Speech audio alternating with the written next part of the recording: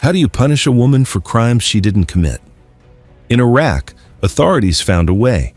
Arrest her because her brother, husband, or son is suspected of terrorism.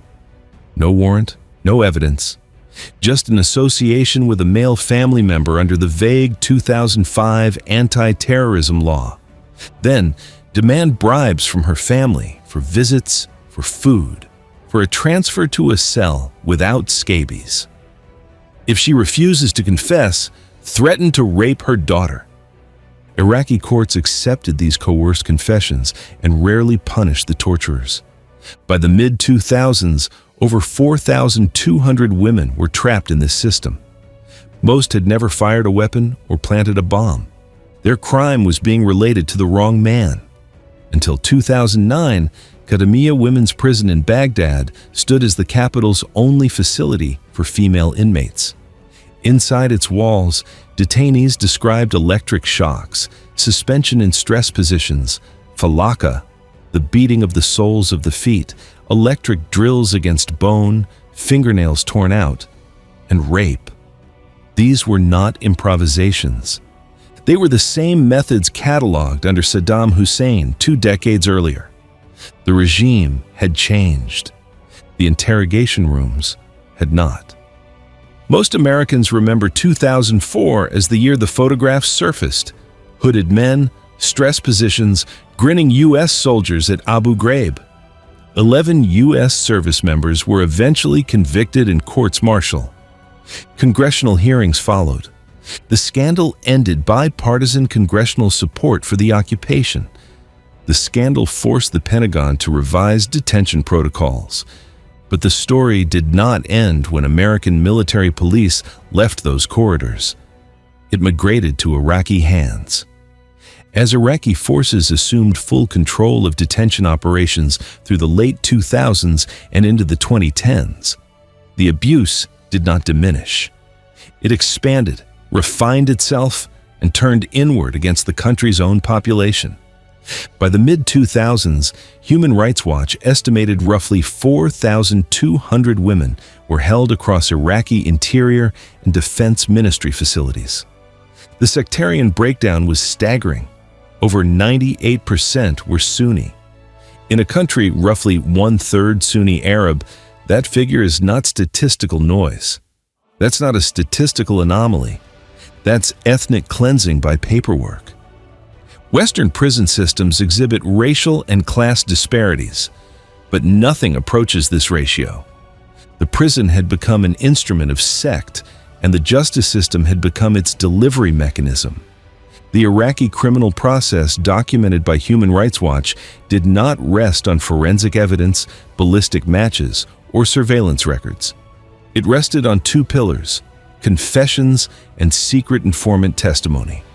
A woman pulled from her home at 3 in the morning could be charged on the word of an anonymous source she would never face in court. To produce the confession, interrogators applied the methods already described: electricity, beatings, suspension. But they reserved a particular weapon for women. Detainees told investigators that interrogators threatened to bring in their daughters and rape them in front of them unless they signed. Many signed. Judges then accepted those signatures as evidence.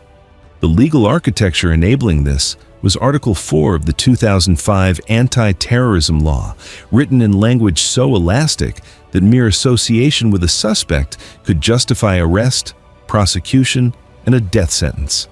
A woman whose brother fought with an insurgent cell, whose husband attended the wrong mosque, whose son disappeared into the desert, she became the available substitute. Security forces could not always find the man, they could always find his sister. This inverted the basic premise of modern criminal law, which holds individuals accountable for their own conduct. Iraq's counterinsurgency reached backward across centuries, reviving the logic of collective punishment. Women were not defendants in any meaningful sense. They were hostages, processed through courtrooms, and the courtrooms cooperated. The judges who presided over these proceedings rarely questioned the provenance of confessions or demanded corroborating evidence beyond the signed statements extracted under duress. Beyond the interrogation cell, a second system operated, and it ran on cash. Women arrested after late 2012 told Human Rights Watch they were taken without warrants, often by units answering directly to the Prime Minister. The Counter-Terrorism Service, the 56th Baghdad Brigade, the 57th Brigade. Once inside, every basic human need carried a price. Families paid bribes for a visit. They paid for medicine when scabies spread through the cells. They paid for edible food. They paid for a transfer out of the filthiest blocks into something marginally cleaner. They paid, in some cases, for release itself. This systematic extortion parallels corruption in post-Soviet and Latin American prison systems more than the bureaucratized Western contexts. Guards weren't breaking the rules. They were the business model. The facilities themselves compounded the cruelty. Overcrowding pressed women into spaces designed for half their number. Hygiene collapsed. Scabies and skin infections circulated freely. And inside these cells, children lived. Iraq's women's prisons offered no formal childcare provision, yet young children were routinely incarcerated alongside their mothers. They breathed the same infected air, ate the same inadequate food, witnessed the same interrogations down the hall. A generation was being raised inside a system that international law forbids and Iraqi law officially denies. Behind it stood actors most observers had stopped watching, not just Iraqi officers, but foreign corporations whose role in this machinery had quietly endured long after the formal occupation ended. Return briefly to Abu Ghraib, 2004, but look past the soldiers in the photographs. Standing among them, often directing interrogations, were employees of a private American contractor, CACI International. A U.S. military report identified at least 3 CACI personnel cited for abusive behavior toward detainees. Unlike the 11 soldiers court-martialed, the contractors faced no criminal trials. They returned home. The company continued bidding on federal contracts. More than 2 decades later, civil litigation pursued by surviving detainees, including the case Al-Shamari versus Casey, continues to allege that the company participated in a conspiracy involving torture and war crimes.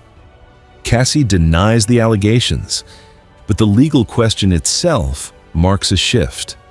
Post-Nuremberg frameworks were designed for state actors, generals, ministers, and party officials.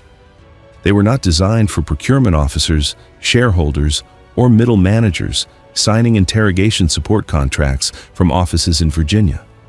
When a corporation supplies the interrogators, who is the war criminal? The board? The CEO? The contractor on the ground? International law has no clean answer, which is precisely why these cases have crawled through U.S. courts for nearly 20 years without conclusion. The corporate dimension matters beyond Abu Ghraib. It established a template. Detention became a service that could be outsourced, billed, and obscured behind non-disclosure clauses.